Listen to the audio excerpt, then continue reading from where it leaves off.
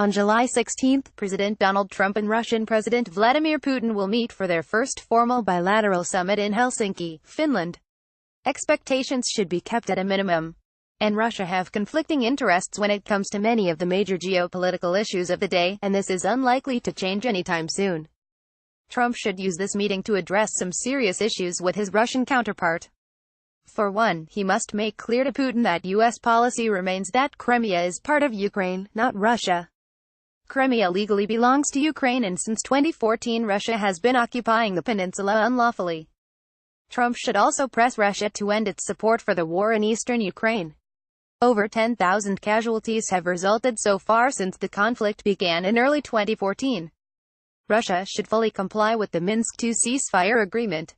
Furthermore, Trump should stick to his plan to bring up Russia's meddling in the U.S. elections. By interfering in the 2016 and 2018 American elections, Russia is directly attacking our sovereignty and our values.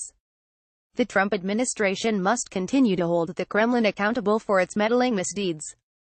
Trump should also make clear at the meeting that Russia will not be asked to rejoin the Group of Seven, G7, countries until it changes its ways. There are multiple actions Russia would need to take to qualify again for that privilege, and it is unwilling to do most of them at this point. Another point of the dialogue needs to be Georgia. Russia occupies 20% of Georgia's territory. Russia also continues its creeping annexation, meaning that Russian guards essentially redraw boundary lines to take more Georgian territory. Once these borders are moved, Russian guards will often kidnap innocent Georgians, releasing them after blatant extortion. The topic that is most likely to be brought up is Syria. Supposedly, both Trump and Putin will discuss Iran scaling back from the Syrian conflict. It would be wrong to think that Russia has the ability or influence to force Assad to remove all Iranian forces from his territory. Furthermore, recent events in southern Syria show once again why Russia cannot be trusted there. All of these topics undoubtedly matter, but Trump's approach toward Putin throughout the summit potentially matters even more. Ahead of the upcoming meeting, National Security Advisor John Bolton met with Putin. When discussing the poor state of U.S.-Russia relations, Putin remarked they are largely a result of the internal political fight in the United States.